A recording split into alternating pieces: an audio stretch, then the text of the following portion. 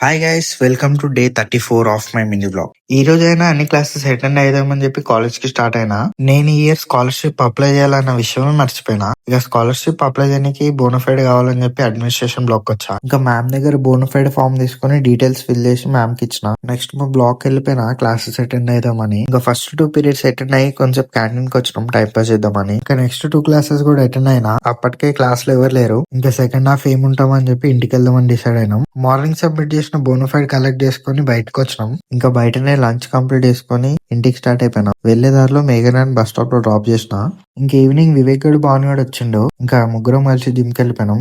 ఈ రోజు నాది బ్యాక్ వర్కౌట్. ఇంకా వార్మప్ చేసుకుని ఫస్ట్ వేరియేషన్ పుల్ ఓవర్ చేసిన. ఇంకా next variation reverse pec deck flies, third variation lat pull down, fourth variation seated rowing, next variation heavy weight machine rowing. నా back workout లో every variation 4 sets till failure చేస్తా.